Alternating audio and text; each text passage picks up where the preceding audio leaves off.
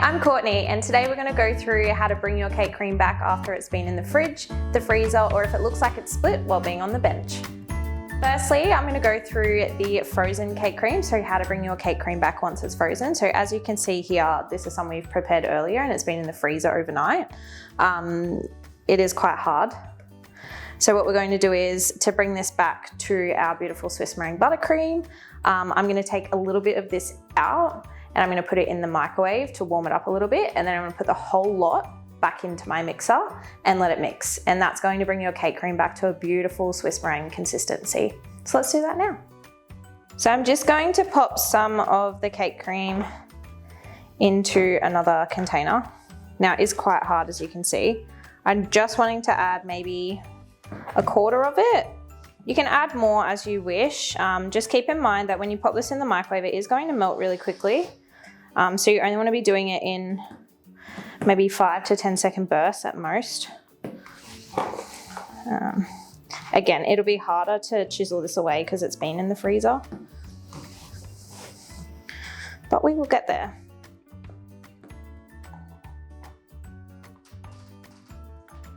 All right, so I'm going to pop this into the microwave. I'm going to do it in 5 second bursts just because I'm a little scared that it might melt too quickly.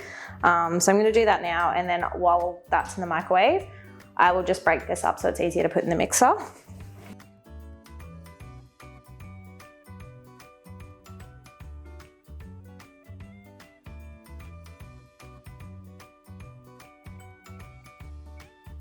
All right, so I've now cut that one all up, so I'm going to pop it into the bowl.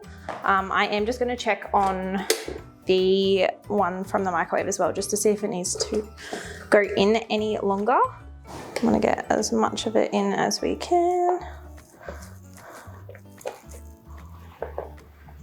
Again, if it looks like it's split a bit or it's a little bit watery from the condensation, don't worry about it. It'll all mix back together. Can't break it. Pop that bit in. All right. So that's been in for 5 seconds. Still quite hard, so I'm going to pop it in for another 5 and see how we go. All right, so we've just popped it out of the microwave. So now you can see it's quite soft. Again, don't be too stressed if you can see it splitting or it looks a little bit like cottage cheese. We're just going to pop that into the mixer with the rest of it. Now, if it still doesn't come together in the mixer, we'll see how this one behaves today. It could just be that your bowl's either, your cake cream and your bowl could either be too cold or too hot. So we're just going to give that a mix and let that come together.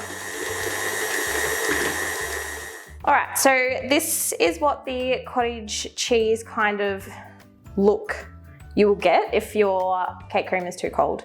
So again, we're going to warm the bowl up. You can use a towel, a wet, damp, warm towel to do that. You can run the bowl under a little bit of warm water. Just be careful not to get any of the water in the bowl. Or if you have other things to do while you're baking, you can pop this to the side, let it warm up to room temperature, pop it back in your mixer and it will be perfect. So we're going to pop this one under some warm water and I'll bring it back and then I'll show you just the difference that makes of the bowl being a bit warmer and removing the cottage cheese look as well. All right, I've just run the bowl under some warm water, so you'll see that the cake cream actually looks a little bit watery now, and that's just because it is melting. Which is good because we want it to combine. So I'm just going to turn that back on and let that mix. I'm also just going to leave the towel around the bottom to keep that warmth in. And we're just going to let that mix and come together.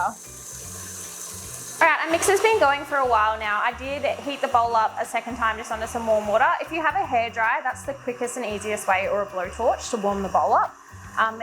You'll see now that once you've warmed up your bowl and it's more of a room temperature consistency, you've got your beautiful Swiss meringue again. So the cottage cheese look is gone, which is great.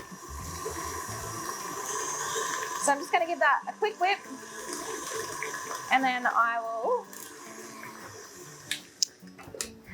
Now that probably did mix, I would say, for around 5 to 8 minutes. You really do just need to play around with the temperature. So if you are in a colder environment, just keep that in mind that you may need to keep your bowl warmer than you would if you were, say, in far north Queensland. You'd probably have the opposite problem. So let's just take this out so I can show you what it looks like. So you'll see now, you've got your Swiss meringue. So that's as if we made it today, fresh from the packet. So you can bring it back from the freezer or fridge. Fridge is the exact same concept because it's cold and it's going to be hard. So this is actually one I prepared earlier to show you. So this is from the fridge. So you'll see it's been out on the bench, so it's a little bit softer. But again, same process with this. Pop a little bit in the microwave, the rest into the bowl, and then we're just going to mix it up. Again, if you get the cottage cheese look or the split, you know, you can see that the cake cream's not mixing well and the butter's kind of split away. That's fine. Don't throw it out. Heat up your bowl and you've got it back. All right, so I'm gonna show you what happens if your cake cream gets too hot or it looks really soupy and wet. This can happen for a few reasons. Either you've brought it out of the fridge or freezer and it's too hot when you've brought it out of the microwave from doing the process we did earlier. Or if you live in far north Queensland or somewhere really hot and humid, your cake cream may just not be cooperating with you.